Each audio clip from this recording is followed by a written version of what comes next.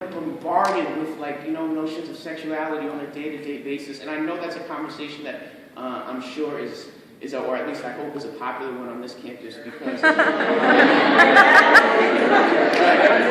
right. So what we kind of talked about when I in the car on the way over here was how it's also important to digest like race through that conversation, right? To actually be to be upfront and honest about the places that we come from, right?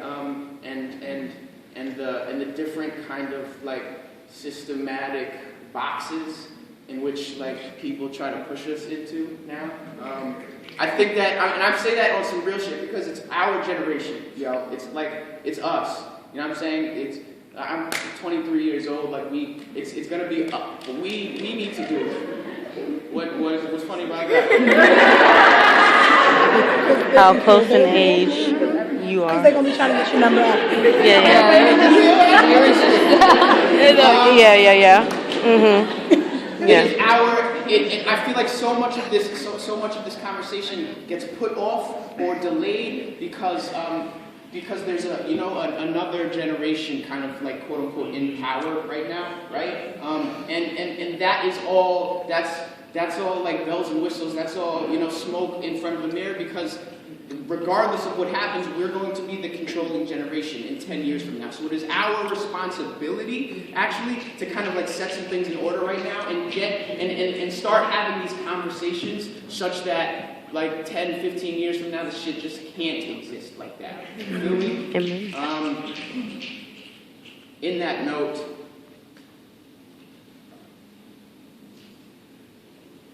her toes were subtle.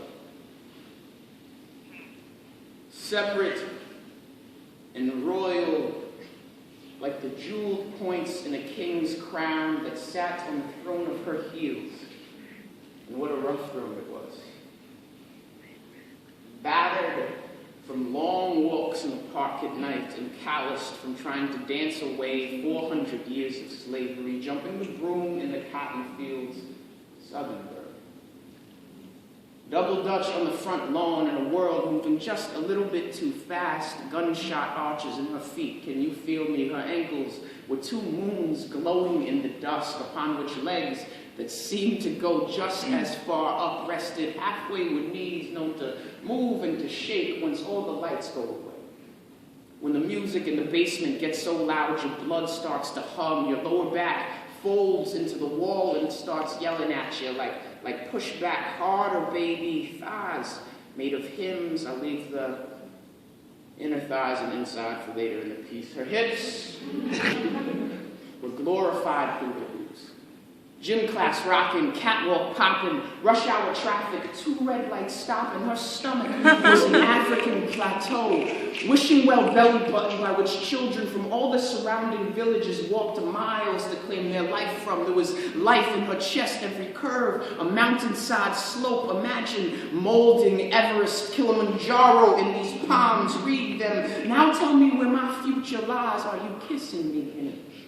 Is there a bridge made out of cobblestone, of gold, of kisses, of love? Is there a bridge connecting me from wherever I'm going to be to your neck? Can I savvy on over it, left, right, to the rhythm of it calling, come hither, make a garden out of me?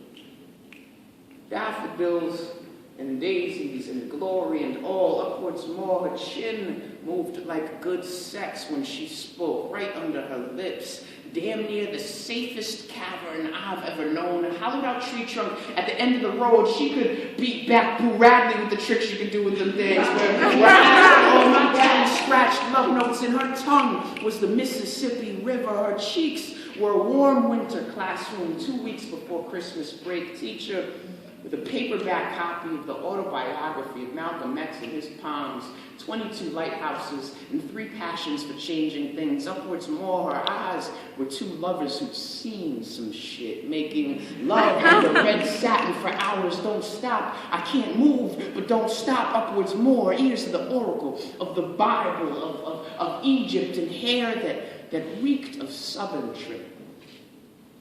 The picket white fence surrounding moat like grass and a a house with one of those big wraparound front porches, never-ending picnics in Northern Virginia. Your head was great, baby. But your mind was the night before a revolution.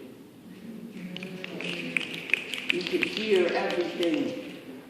You could see the future. You smelled like Sunday morning. You tasted like Sunday morning. Your breath was endless. Your touch was that of a deep maroon Native American tradition where the land wraps you in its arms like bed after a long, long night. Downwards more where the insides of her legs came together. Nothing but sweet raw flesh and nicotine summertime. She walked with her legs and her walk was mean.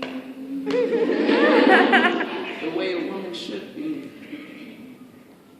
But her toes could dig into the sand at 5 a.m. on the beach.